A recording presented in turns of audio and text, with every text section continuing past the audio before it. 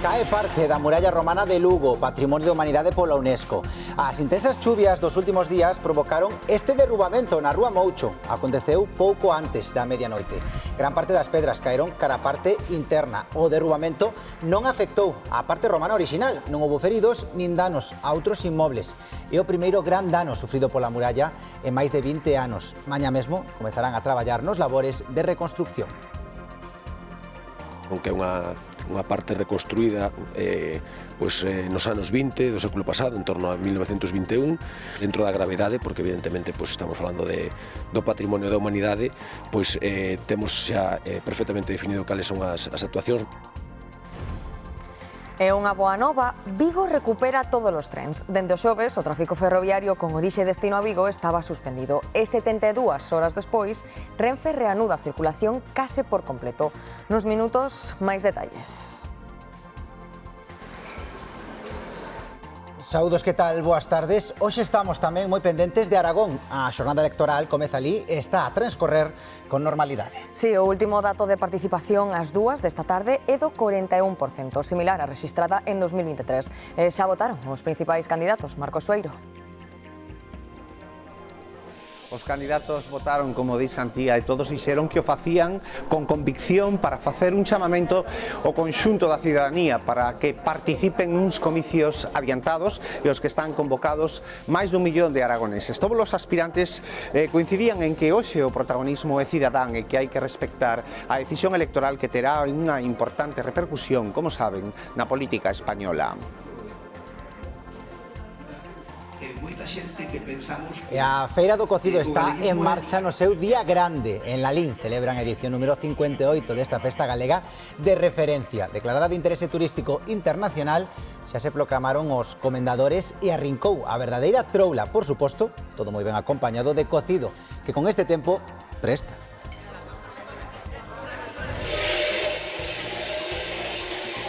E xe os coitan, chegou o Domingo Corredoiro, un dos momentos máis esperados do Entroido ourensán. As rúas de Verín encheronse de música, máscaras e moita cor, cos cigarróns como protagonistas. En Xinzo de Liñas, figuras centrais da festa, as pantallas, tomaron tamén as rúas dunha forma máxica despois dun ano. Hoxe estivemos neses dous puntos. As pantallas teñen que choutar, bailar, reventar as vesigas e a disfrutar, que é o que toca. É o primeiro día que sale despois de tanto tempo, entonces.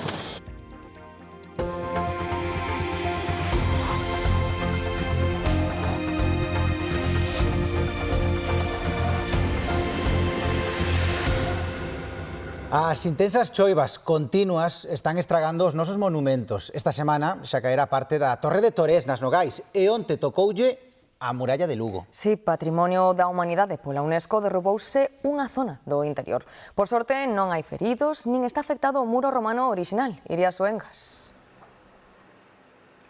Así é, Antía, os expertos falan de danos importantes, pero non irreparables, porque, como dicíades, este derrubamento non afectou a parte original da muralla romana, senón a unha zona que xa se reconstruirá a comezos do século XX, polo que vai a ser máis sinxela a súa reparación. Foi contra as 11:30 da noite de onte, cando se viña abaixo este treito dun 6 metros aquí na Rúa do Moucho, entre as portas de Santiago e do Carme. Nese momento non pasaba ninguén pola zona, dai que non haxa que lamentar danos persoais, pero si danos nun monumento, lembramos, declarado de Patrimonio da Humanidade pola UNESCO no ano 2000. A Consellería de Cultura se adiantou que a empresa encargada do mantemento da muralla vai comezar mañá mesmo os traballos de reconstrucción.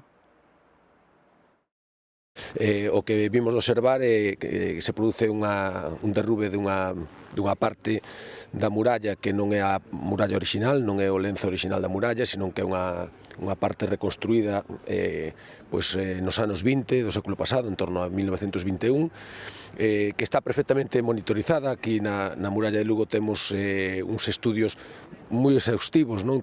Nin sequera os patrimonios da humanidade se salvan desta chuvieira sen tregua, unha acumulación de auga que parece ser a causante de que este sábado, sobre as 11:30 da noite, se derrubase esta parte da muralla de Lugo entre as portas de Santiago e o Carme.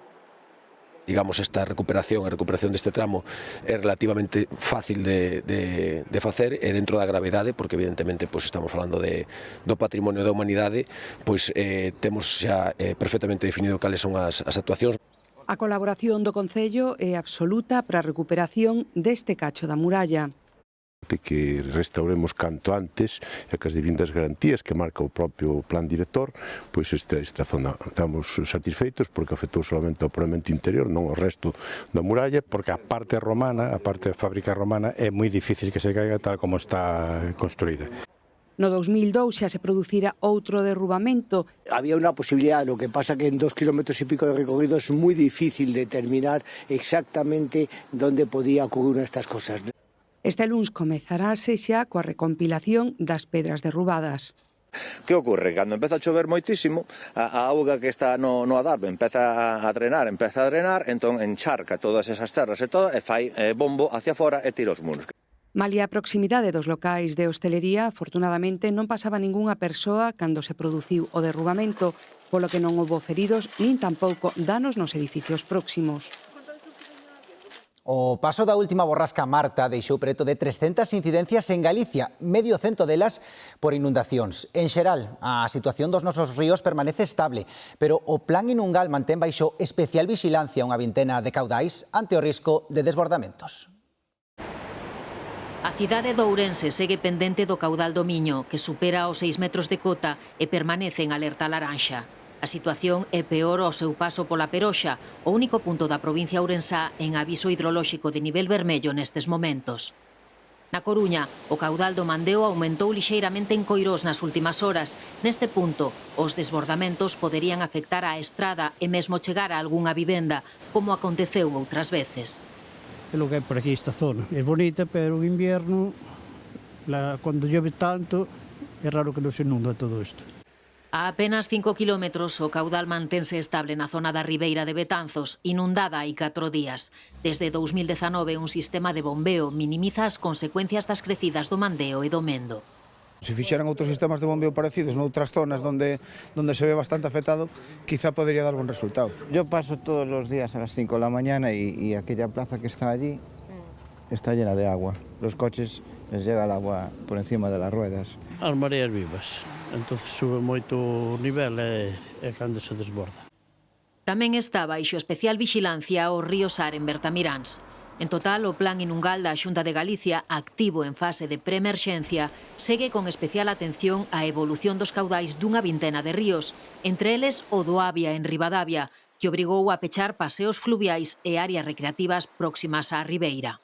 Chove moito, eu teño un lote de anos e acordo moitas riadas, pero tan seguido non. Remata unha semana de borrascas encadeadas. A última deixou preto de 300 incidencias en Galicia. Aínda que hoxe non hai ningunha comunidade en aviso por chuvias, as rexións máis afectadas polo tren de borrascas dos últimos días continúan en situación de emerxencia e Andalucía segue levándose a peor parte. Milleiros de persoas seguen desaloxadas. Hoxe Andalucía non espera moita chuvia, pero os veciños de Grazalema non saben cando volverán á casa. Estanos deixando ir por grupos a recoller animais domésticos e enseres. Segundo os expertos en hidroloxía do Instituto Xeolóxico e Mineiro de España, dependente do CSIC, o risco de colapso pola presión dos acuíferos vai persistir un tempo aínda que deixe de chover. Tan peligroso es la sobrepresión como la subpresión cuando el agua se retire. Ese cambio de presiones puede dar lugar a colapsos. Por tanto, se puede dilatar en el tiempo.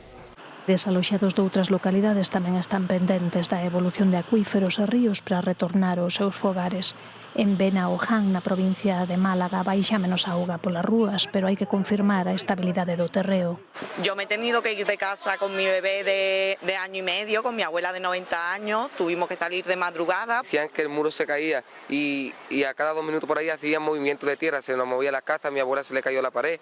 Hay muchos temblores, las casas se están moviendo algunas y estamos asustados. En total, en Andalucía, o tren de borrascas dos últimos días obrigou a evacuar máis de 11.000 persoas. A noite pasada aínda se deron novos avisos de desaloxo. Entre os que están de regreso, moitos encontraron importantes estragos, como vemos en Arcos da Fronteira. Mi niña, mira el nivel que cogió casi 1,5 metros de altura. Yo le he perdido 1,5 metros de altura el agua. Sí. Por dentro de la casa. Sí. Por dentro de la casa 1,5 metros. Y todo frigorífico, todo para tirar, todo. Estas imaxes aéreas dan fe das consecuencias da enchente de ríos como o Guadalquivir, que este sábado alcanzou un nivel sen precedentes. A pesar da tregua das chuvias intensas, Extremadura mantén este domingo o nivel 1 do plan de inundación. A razón, os desembalses de encoros en nivel vermello na provincia de Cáceres e en varias presas de Badaxoz. Polos efectos da borrasca Marta tamén permanecen cortadas o tráfico polo menos 14 estradas en Extremadura. No marco do operativo de seguridade mantéñense ademais nesa comunidade as evacuacións en casas illadas das pedanías de Gévora, Sagrajas, Novelda e tamén en Burguillos del Cerro. A neve tamén causou as súas complicacións. O sábado pola tarde, a Garda Civil auxiliou 3 persoas en Cáceres, entre elas un menor. Quedaran atrapadas co seu vehículo na neve, non levaban cadeas. Tras non poder retirar o vehículo, foron trasladados ata a localidade próxima de Gerte, en Cáceres, para poñelos a salvo. En Castela e León, a Confederación Hidrográfica do Douro mantén 38 avisos hidrolóxicos activos, 4 de nivel vermello, 13 laranxa e 21 amarelo. O río Douro está en nivel vermello o seu paso por Navapalos, en Soria, que rexistra unha tendencia descendente. Tamén en Zamora, con tendencia ascendente. E o río Huebra, en Salamanca, con tendencia tamén ascendente. En Castela-A Mancha, o Goberno Rexional, ante o risco de inundacións, emitiu a noite pasada unha mensaxe esalert á poboación de Alberche del Caudillo, na provincia de Toledo, por un novo rebordamento do arroio Zarzaleja o seu paso pola localidade. Despois de 3 días, Vigo recupera a conexión ferroviaria case ao completo. Os servicios rexionais entre Vigo, Guixar e A Coruña están usando a liña de alta velocidade. Unha boa nova. Con todo, hai puntos nos que non se realiza parada e para eles Renfe si habilitou transporte alternativo, non? Xoel Rodríguez. Sí, de feito, di Renfe que debido ao estado no que se atopa a infraestructura ferroviaria é necesario establecer esa proposta alternativa de transporte para ese traxecto entre Vigo, Guixar e A Coruña para os pasaxeiros que teñan orixe ou destino nas estacións de Padrón, Pontecesures, Catoira e tamén o Sebe. Mentres tanto, recuperouse prácticamente a total normalidade, por exemplo, entre as estacións de Vigo, Urzaiz e as cidades de Santiago e A Coruña para os trens de media distancia, tamén para a alta velocidade e dende a primeira hora tamén recuperada a circulación entre a estación de Guixar, a capital de Galicia e a cidade herculina. Mantense, en calquera caso, como decimos, suspendida a circulación entre a estación de Guixar e Ourense, malia que na páxina web da compañía si permite a compra de billetes para ese mesmo traxecto, algo que esperta evidentes dúbidas entre moitos pasaxeiros. En calquera caso, o balance destas 72 horas de interrupción ferroviaria aquí na cidade de Vigo é de máis de 150 trens cancelados e preto de 50.000 pasaxeiros afectados, segundo algunhas estimacións. Algúns deles viñan esta mañá ata esta estación de Vigo Urzaiz para coller un tren ou para solicitar información. Moitos deles facíano con máis dúbidas que certezas. A normalidade volve ás estacións de tren de Vigo, aínda que non é completa. Funciona a alta velocidade e a media distancia no eixo atlántico, pero hai restriccións nalgunhas liñas rexionais. Con todo, a afluencia de pasaxeiros non é por agora masiva, porque permanece a incerteza e a confusión despois de 3 días de parón. A las 13:37. En principio, en la pantalla va en hora, después ya veremos. La aventura es la aventura. Un poco preocupada sí que he estado, la verdad, por si salía el tren o no, porque a ver, tengo que ir a trabajar, entonces, claro, tenía dudas de si iba a poder salir o no. E agora, pois, bueno, pode ir en tren, xa non teñen que desplazarse, despois coller o tren en Ourense para ir a Madrid. Xa van directamente desde aquí, estupendo. Sí que estaba ayer intranquila porque todos me decían que había trenes de cercanía que no salían y entonces pues no sabía si saldría este. Llamé a Renfe, me dijeron que en principio que sí. Pensábamos ir a La Coruña para visitar Coruña con el tren, pero parece que no va a poder ser posible, está esto cerrado. Restableceuse tamén a conexión por tren rexional desde Guixar coa Coruña, aínda que no treito dende Vilagarcía emprega vía de alta velocidade. A operadora dispuxo un transporte alternativo para os viaxeiros de Padrón, Pontecesures, Catoira e o Sebe polo estado da infraestrutura. Porén, permanece aínda suspendida a conexión con Ourense pola liña do Miño. Onde houbo problemas tamén ca circulación ferroviaria nas últimas horas foi entre Narón e Ortigueira. A conexión entre ambos os dous concellos interrompeuse polo roubo de cable, un furto, por certo, moi repetido. Na última década, Adif contabilizou máis de 4.500 incidentes que afectan gravemente a esta infraestructura. Aragón xa está votando. As máis de 2.000 mesas constituíronse sen problemas e os principais candidatos xa pasaron polas urnas. Si, de feito, a máis madrugadora foi a candidata da coalición Izquierda Unida Sumar. Todos animan os aragoneses a exercer o seu dereito a voto. Marcos Sueiro. As expectativas antía dos candidatos son distintas, pero sí que hai unha coincidencia: mobilizar o electorado nunhas eleccións claves para o territorio e cunha clara repercusión na política española. A primeira hora, como dicías, votaron os candidatos ás principais formacións políticas. O presidente Azcón e candidato do Partido Popular busca unha maioría sólida para gobernar e a socialista alegría de ter a sangría de votos que pronostican as enquisas. Tamén os candidatos de Vox e da Xunta manifestaban certo optimismo ante os medios de comunicación. Agora é a quenda da xente que segue acudindo con normalidade aos colexios de toda a rexión. A partir das 8 comezará o reconto nunha xornada intensa e cun resultado que, dicía antes, vai repercutir no futuro da política española. Imos repasar como vai esta xornada electoral. Aragón vive unha xornada electoral con tregua meteorolóxica, un dato fundamental para animar o voto a algo máis dun millón de electores potenciais. Nuns comicios en clave autonómica, pero con repercusión estatal, o favorito claro pro triunfo é o candidato do Partido Popular, Jorge Azcón, que votou en Zaragoza. En la comunidad autónoma de Aragón tenemos la oportunidad de hablar solo en Aragón, pero seguro que se nos va a escuchar en toda España. Hemos hecho una buena campaña, creo que el momento de Aragón es un buen momento. Tamén en Zaragoza emitiu o sufraxio a cabeza de cartel do PSOE Pilar Alegría. O seu obxectivo é frear a hemorraxia de votos que lle agoiran as enquisas. Que nadie se quede en casa, que todo el mundo salga a votar, porque lo que hoy decidimos los aragoneses y las aragonesas con nuestro voto es el presente y es el futuro de nuestra comunidad autónoma. O candidato de Vox, Alejandro Nolasco, confía en que as urnas certifiquen un aumento de votos que figura en todas as previsións electorais. Una oportunidad histórica de dejar atrás la ruina socialista y la estafa del bipartidismo, así que animamos a todo el mundo a que participe. A esquerda do PSOE, as sondaxes detectan a emerxencia da Xunta aragonesista. O seu candidato é o abogado e presentador televisivo Jorge Puello. Bueno, pues es un día muy ilusionante, estamos muy contentos y contentas porque hoy Aragón se la juega, la gente está respondiendo. A marxe da Xunta, outras formacións que tiveron unha presenza importante na comunidade figuran con peores perspectivas nas enquisas.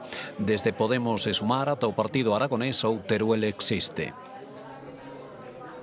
En Televisión de Galicia estaremos moi pendentes do que dean de si as eleccións autonómicas en Aragón. Esta tarde daremosles conta da enquisa realizada por GAT3 para esta casa e o resto de canles autonómicas. Despois do telexornal Serán, regresaremos para contarlles os resultados desta cita coas urnas en Aragón. Estamos utilizando los métodos más precisos que hay en estos momentos en estimación electoral, que han sido a lo largo de la campaña electoral más de 4.000 entrevistas de entrevistadores humanos a entrevistados humanos. Y esta noche, pues a las 8 en punto, podremos, espero, volver a clavar resultados como ya hicimos hace 4 años. En Portugal, o exministro socialista Antonio José Seguro e o líder da dereita radical André Ventura enfróntanse nas eleccións máis atípicas. Centos de incidencias polos temporais marcan a segunda volta das eleccións presidenciais no país veciño. Teñen que elixir o sucesor de Marcelo Rebelo de Sousa, Brais Suárez.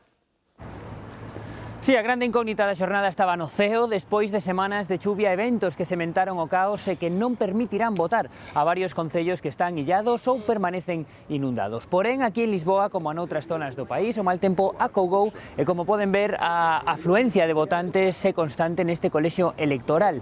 Votaron xa os dous candidatos, o socialista e favorito Antonio José Seguro e o da dereita populista André Ventura, que aproveitaron tamén para chamar a participación como fixera onte a noite o actual presidente nunha emotiva mensaxe de homenaxe ás vítimas. Paradoxalmente, ata mediodía a participación supera o 22%, máis do que na primeira volta. Coñeceremos as sondaxes a pé de urna ás 9 da noite.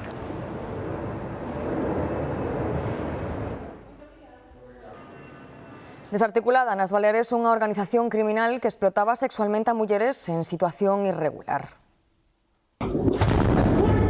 ¡Guardia Civil! ¡Guardia Civil! ¡A izquierda una! Este era o momento no que a Garda Civil entraba e rexistraba varios domicilios en Mallorca. Os axentes incautáronse de cartos en efectivo, doses e sustancias estupefacientes preparadas para a venda a clientes e varias armas de fogo. Fichábanas nos seus países de orixe mediante falsas promesas de traballo en España. As vítimas eran obrigadas a transportar e consumir sustancias estupefacientes e tamén sufrían coaccións e ameazas constantes. E atendan agora a devastadora imaxe que nos chega dende a Pobra de Tribes. O lume arrasou por completo a pasada noite unha vivenda na aldea de Castro. No momento do suceso, o matrimonio que residía na vivenda e os seus 2 fillos menores de idade non estaban por sorte na casa. Afortunadamente, non houbo feridos, pero a casa quedou prácticamente derruída. A neve e o temporal complicaron as tarefas de extinción. A fiscal do caso do Villa de Pitanxo sinala como responsables da morte dos 21 mariñeiros a armadora e o capitán. Conclúe que Padín e Nores mostraron un groseiro desprezo pola vida da tripulación. O capitán reprochalle que non tomara medidas de precaución e que a orde de abandono chegara tarde. E da armadora sostén que non cumpriron coas medidas de seguridade exixidas. Menciona ademais que o buque estaba sobrecargado. Con este paso, que chega cando está a punto de cumprirse o 4º aniversario do naufraxio, a fiscal aboga por pechar a investigación e que se avance a seguinte fase, previa aínda a apertura de xuízo. Mentres, as familias dos falecidos celebran o escrito e piden que se faga xustiza. Non nos sorprendeu, o que nos sorprendería pois sería o contrario, sinceramente. Ora esperamos, pois, nós sempre o dixemos, que confiamos na xustiza. A verdade ten que sair a flote, porque hai 21 persoas que esas persoas, para que descansen en paz, ten que saberse toda a verdade. Os veciños de Vistalegre, en Santiago, denuncian a existencia de varios narcopisos no barrio. Aseguran que están atemorizados pola situación, que recibiron ameazas por chamar a policía e que non poden vivir tranquilos nin de día, nin tampouco de noite. Son vivendas alugadas, no último caso a unha familia, as que nestes tempos se transformaron en puntos de venda de estupefacientes, segundo relatan os veciños de Vistalegre. Nelas hai un ir e vir continuo de persoas drogodependentes que acceden ás zonas comuns do edificio a calquera hora. Hace pocos días yo salí, cogí el ascensor y me encontré a uno que ni te cuento las circunstancias en las que estaba. Les falta dinero, porque muchas veces se van porque no hay dinero y ella obviamente no les da lo que ellos necesitan. Yo tengo miedo por mí, yo tengo una hija, ¿vale? Mi hija está aterrorizada, tiene miedo al salir del colegio. Tiene miedo al bajar las escaleras, coger el ascensor. Nestas últimas semanas a situación volveuse máis tensa. Os veciños avisaron de novo a policía e despois da visita dos axentes empezaron as ameazas. Entonces yo llamé a la policía, les mandé entrar en mi casa. Obviamente ella está al tanto por la mirilla de la puerta de todos nuestros pasos y obviamente los vio entrar en mi casa, ¿no? Entonces, una vez que se fueron, pues obviamente dedujo y se puso en el portal vociferando amenazas de muerte, entre otros insultos. ¿Qué se piensa? ¿Que llaman a la policía? ¿Que yo me voy para la cárcel? ¿Y que no quedan gente fuera para ir a matarlos, a los chivazos? Pues claro que los matan, mi familia. Si mis hijos llevan un susto, sus hijas también llevan un susto. Es así, ley de vida, ¿eh?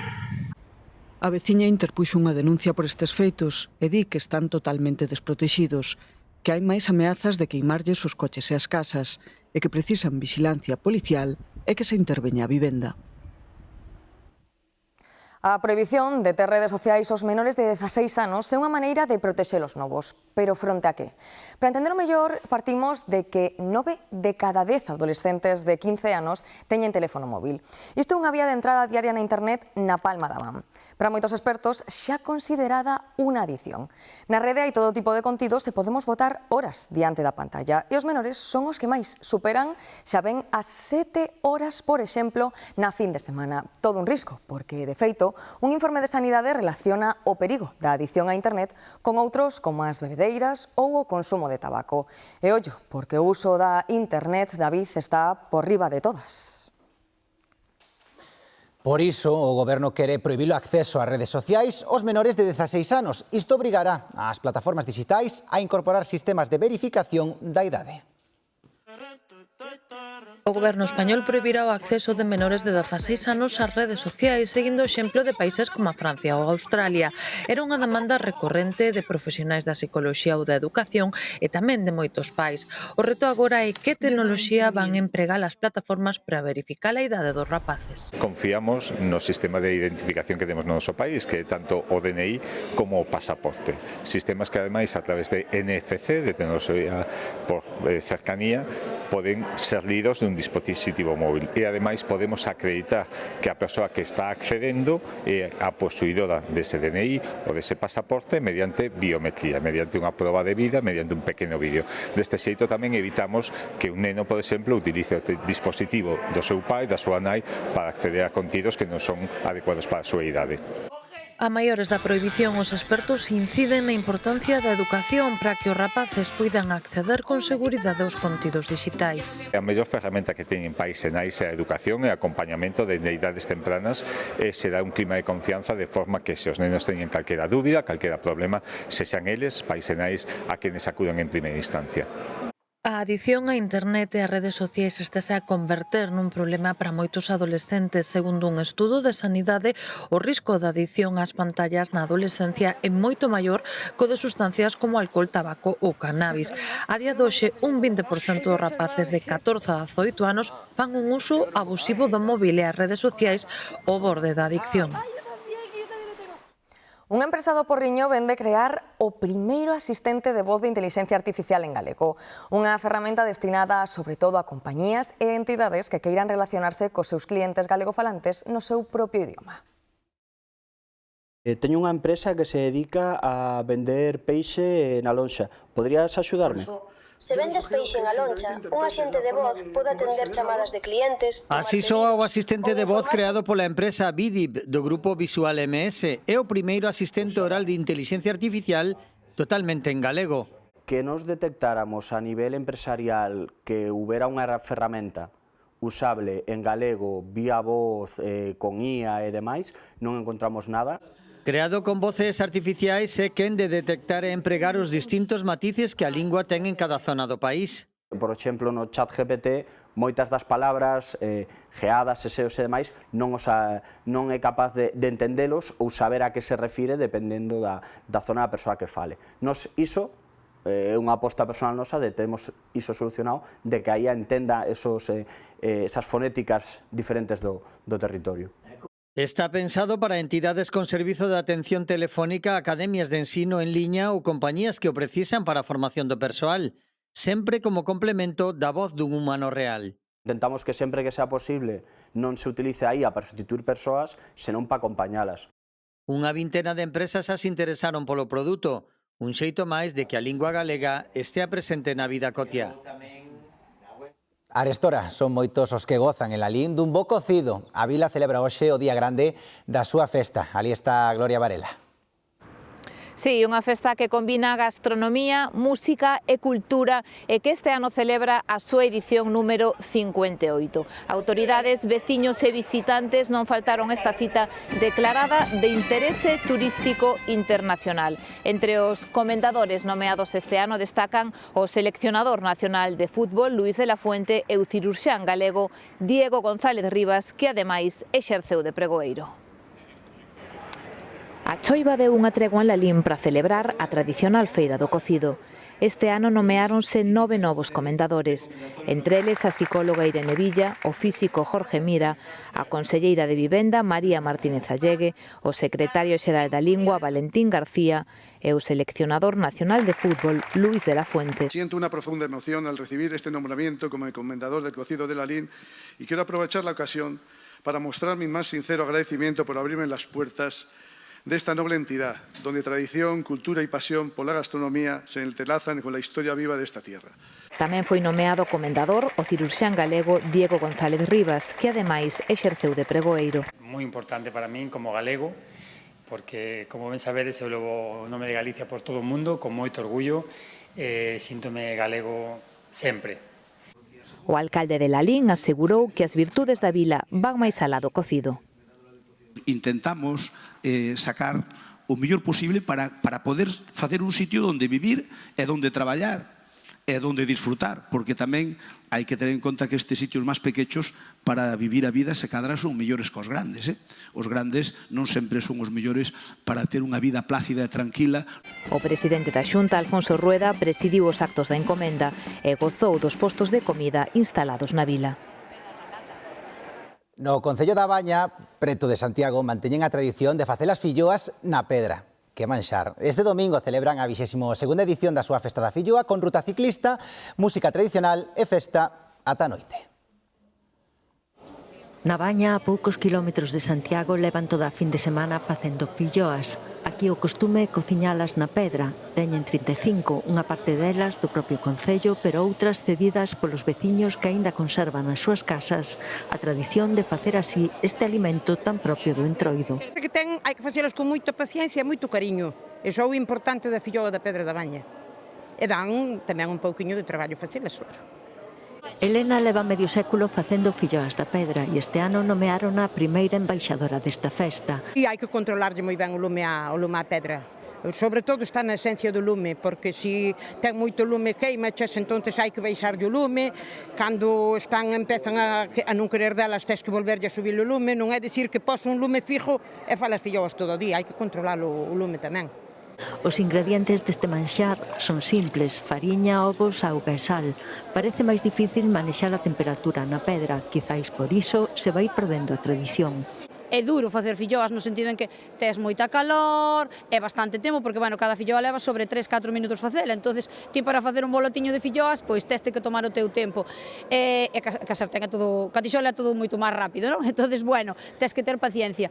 A carón do pabillón onde se celebra a festa hai postos de artesanía. Este ano, os mandís e outros obxetos conmemorativos elaboráronos nun taller de artes gráficas da Fundación Barcala de persoas con discapacidade, con usuarios no Concello da Baña e nos veciños de Negreira, Santa Comballames. A festa prolóngase ata esta noite con actuacións musicais. O Entroido en Galicia é cita obrigada para moitos, e se algo non pode faltar é un bo disfrace. No almacén máis grande de España temos moitísimas opcións, por iso, dende Ponteareas, para toda Europa agardan acadar os 6.000 pedidos ao día. E hai prendas que non van dar para todos. O disfrace de multa de tráfico ou o de notificación de Facenda van camiño de esgotarse. Nas naves desta empresa de Ponteareas despáchanse neste Entroido alrededor de 6.000 disfraces diarios. Venden para toda Europa, con tenda virtual en 6 países. Temos unha tenda física, pero é o 2% máis ou menos das ventas. Realmente o noso forte é a tenda online, que temos en 5 países máis España 6. Estamos en Alemania, Francia, Italia, Portugal, Bélxica e, España. En cada país teñen as súas propias preferencias á hora de disfrazarse. Entre os máis demandados aquí están o de sardiña, o de churrasco ou o de multa de tráfico. En adulto, gustalle máis a roula, pois temos o disfraz de multa que este ano saliu moi ben, a notificación de Facenda, incluso de sardiña, lata de sardiñas, churrasco, algo con máis gracia. En Italia vendese moi ben o Gepetto, o Pinocho, ou incluso Alicia nos País das Maravillas.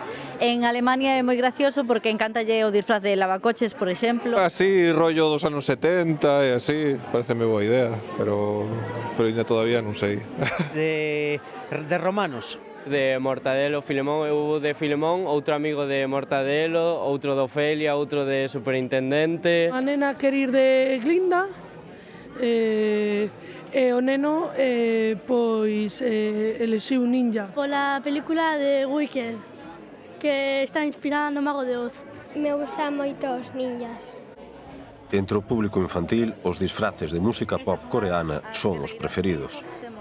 Sobre todo as cantantes K-pop foron as ventas, xa se esgotou en sí en Halloween, repuxemos e agora cada vez que lanzamos un novo modelo esgotanse os 2-3 días. Andamos xa cerca dos 4.000 disfraces vendidos de K-pop. Estes son algúns dos máis de 100.000 pedidos con disfraces para todos os gustos que sairán daqui neste Entroido. Nos pasillos máis laterais temos máis ben os accesorios.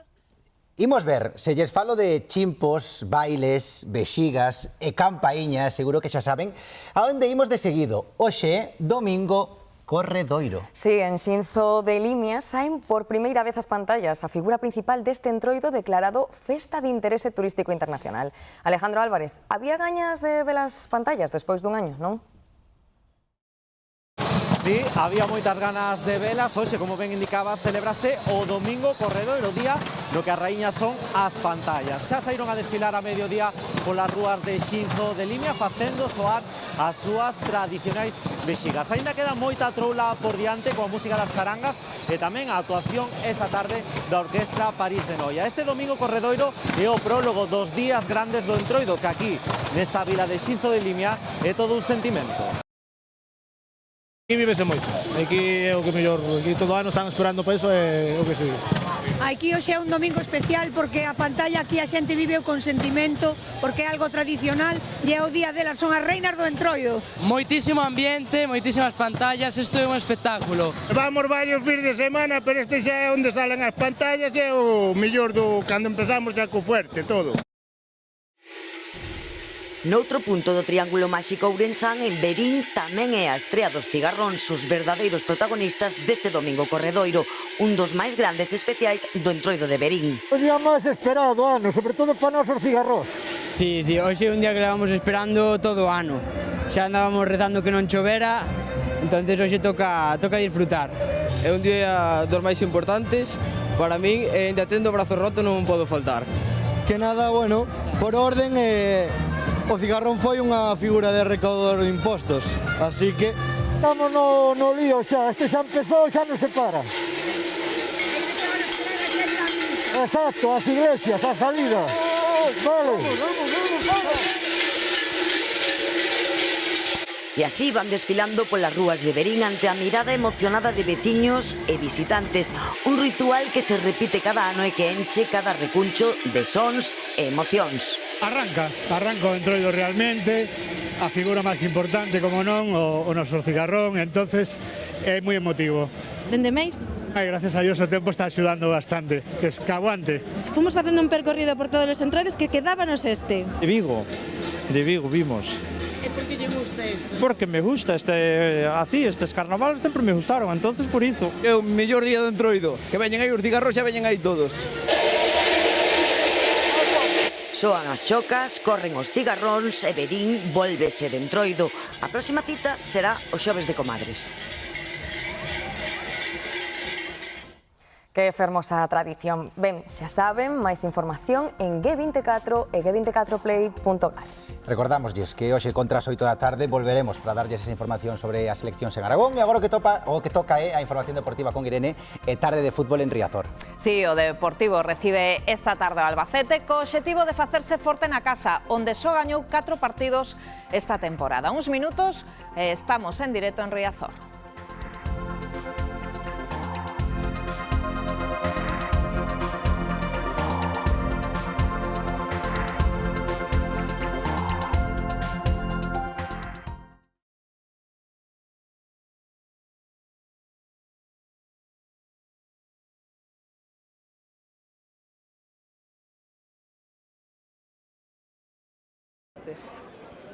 Vamos a esperar xusto.